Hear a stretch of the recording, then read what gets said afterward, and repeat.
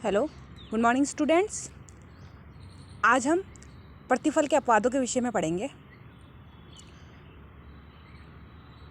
हमने भारतीय संविदा अधिनियम 1872 की धारा 10 में पढ़ा है कि एक वैध संविदा होने के लिए उसके आवश्यक तत्व क्या क्या होते हैं, जिसमें उस प्रस्ताव की स्वीकृति होनी चाहिए और प्रतिफल होना चाहिए। तो किसी भी कॉन्ट्रैक्ट में या किसी भी वैध संविदा में प्रतिफल एक आवश्यक एलिमेंट है। और धारा 25 कहती है कि प्रतिफल के बिना किया गया करार शून्य होता है। लेकिन इसी सेक्शन में इसके अपवाद भी दिए हुए हैं कि जिसमें बिना प्रतिफल के करार भी वैध माना जा रहा है।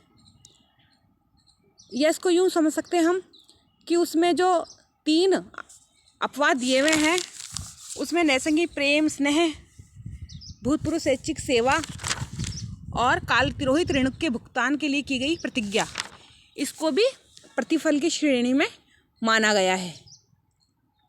तो हम इसको एक एक करके अब एक्सप्लेन करते हैं। सेक्शन 25 का जो पहला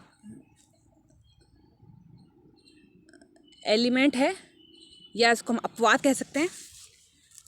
तो सेक्शन 25 कहता है कि प्रतिफल के बिना किया गया करार शून्य है। इसमें 3 अपवाद है। प्रथम है नैसंगिक प्रेम और स्नेह। तो 25 का 1 कहता है कि जबकि वह लिखित रूप में अभिव्यक्त और दस्तावेजों के रजिस्ट्रीकरण के लिए तत्समय प्रवर्तित विधि के अधीन रजिस्ट्रीकृत और एक दूसरे के साथ निकट संबंध वाले पक्षकारों के बीच नैसंगिक प्रेम और स्नेह के कारण किया गया हो, तो ऐसा जो कोई भी करार है वो वैध माना जाएगा। भले उसमें नैसंगिक प्रेम और स्नेह होना चाहिए, भले कोई प्रतिफल ना हो। तो इसमें निकट संबंध वाले पक्षकारों से तात्पर्य है जैसे विवाह, जन्म या गोद के जो रिश्ते होते हैं, पति पत्नी के आपसी रिश्ते होते हैं, माता पिता से जो हमारे रिश्ते होते हैं, वो सब इसके अंदर आते हैं। इसी तरह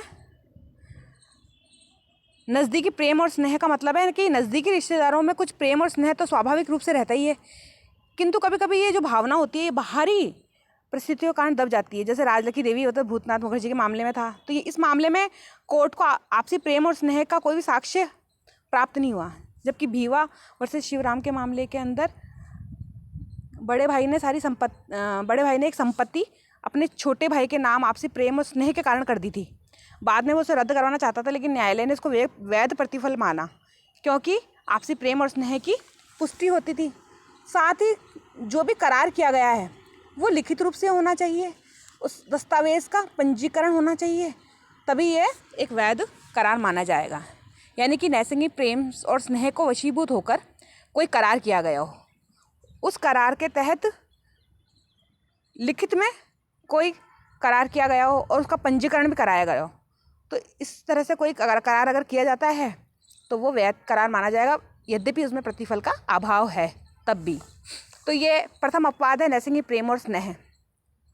दूसरा अपवाद है भूतपूर्व स्वैच्छिक सेवा। इसमें किसी ऐसे व्यक्ति को पूर्णतः या भागतया प्रतिकर देने के लिए वचन हो जिसने वचनदाता के लिए स्वेच्छा पहले ही कोई बात कर दी हो, अथवा ऐसी कोई बात कर दी हो जिसे करने के लिए वचनदाता वैध रूप से विवश किए जाने का दायी था। इसको हम एक एग्जाम्पल से समझते हैं कि ख की थैली क पड़ी पाता है और उसको दे देता है। क को ख 500 रुपये देने का वचन देता है, यह एक वैध संविदा है।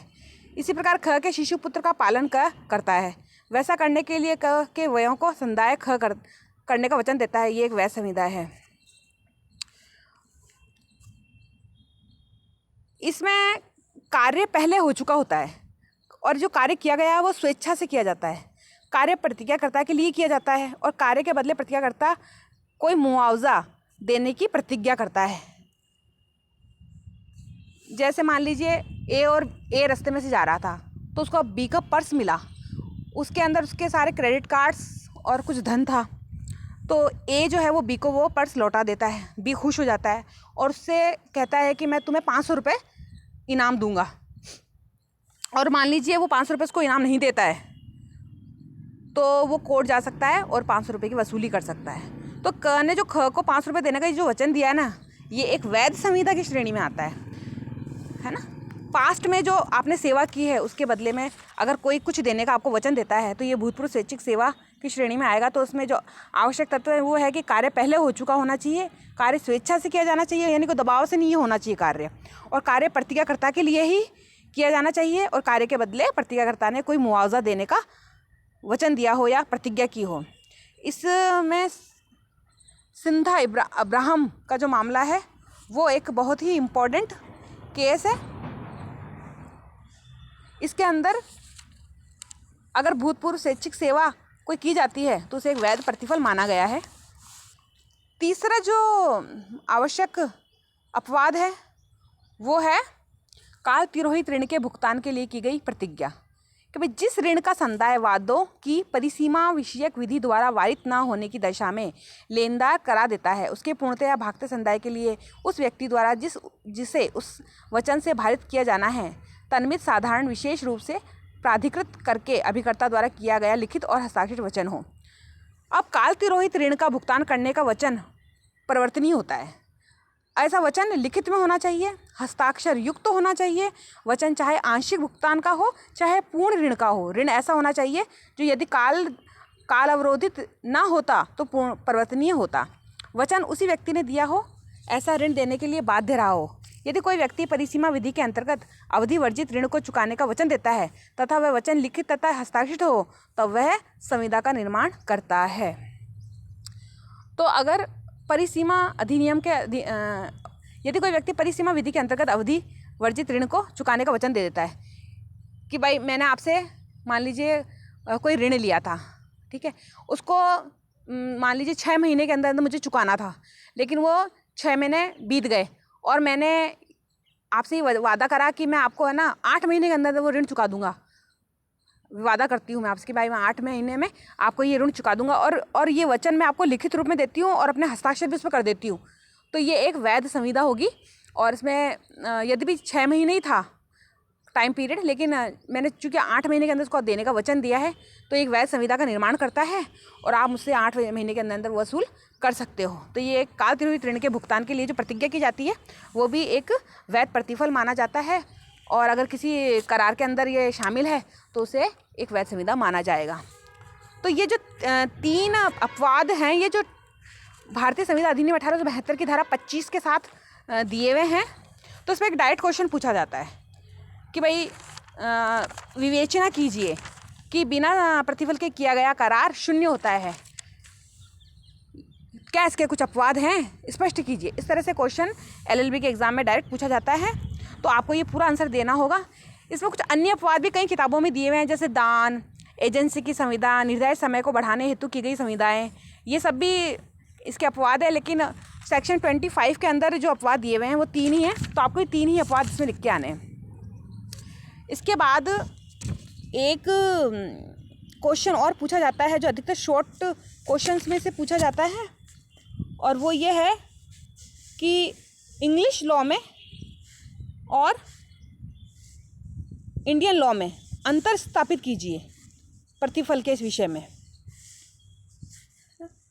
तो इसमें पहला अंतर यह है कि इंग्लिश लॉ कहता है कि मुद्रांकित संविदा बिना प्रतिफल के मान्य है, किंतु सामान्य संविदा के में प्रतिफल आवश्यक होता है, जबकि भारतीय विधि में चाहे वो मुद्रांकित संविदा हो चाहे सामान्य संविदा हो, दोनों में प्रतिफल का होना आवश्यक है।